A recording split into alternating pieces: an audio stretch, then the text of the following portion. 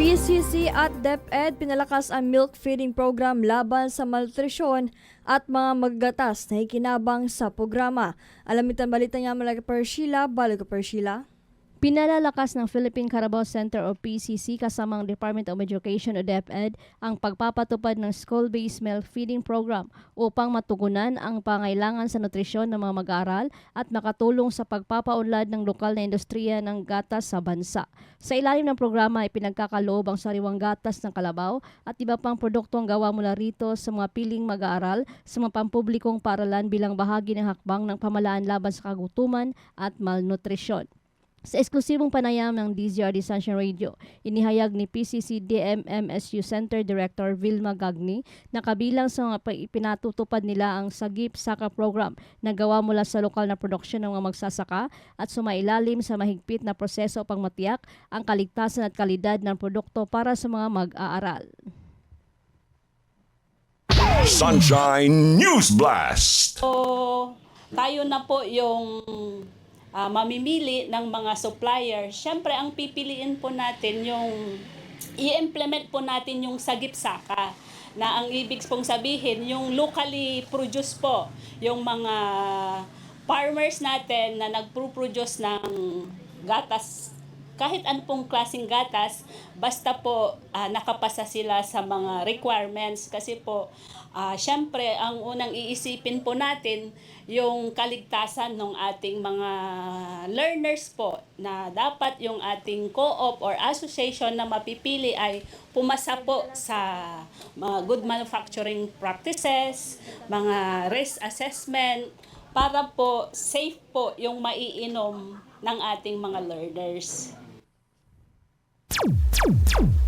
Dagdag pa ni Gagni upang masiguro ang kaligtasan mga benepisyaryo, nag-hire ang ahensya ng Food Safety Compliance Officer dahil ang gatas ay isang perishable product o madaling masira, kaya kailangan mabantayan ang paghahanda, pag-iimbak at pamahagi nito.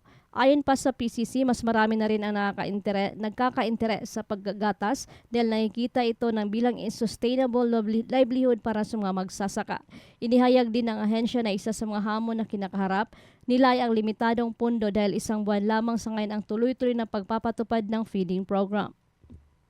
Sunshine News Blast! Madami po yung nagkaka-interes dahil nga po yung gatasan naman talaga ay hindi lang siya kumbaga minsanan, sustainable siya na livelihood kasi nga yung ating mga alaga, halimbawa sa kalabaw, 10 months po yung gagatasan, yung baka naman ay 9 months. So, hindi lang siya pangminsanan, kundi sustainable dahil nga maraming araw siyang gagatasan. Ang challenge lang po ngayon, yung ating pondo ay good for 1 month lang yung ating feeding.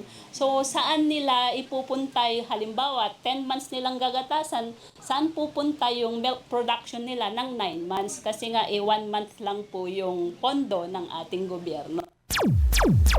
Sa ngayon, hinihikayat ng PCC ang mga local government unit o LGU na maglungsad ng sarili nitong milk feeding program upang mas palawak ang benepisyo at mas maraming batang Pilipino ang matulungan. Tiniyak naman ng Philippine Carabao Center ang patuloy nitong suporta sa mga magsasaka sa pamamagitan ng iba't ibang programa.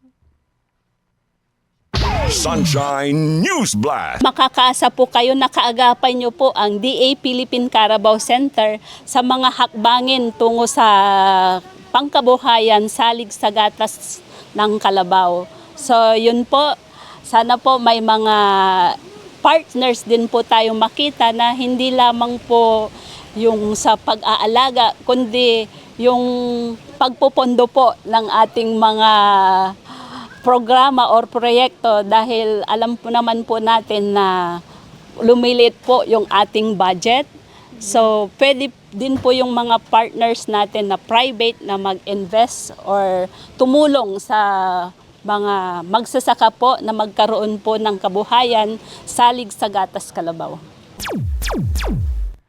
Umaasa rin ang hensya na mas marami pang pribadong sektor ang may kibahagi sa pagpopondo at pagpapatupad ng mga proyektong naglalayong mapabuti ang nutrisyon ng mga bata at mapalakas ang industriya ng gatas sa bansa. Para sa Diyos at sa Pilipinas kung mahal, Sheila Balog ka partner mo sa Balita at Serbisyo.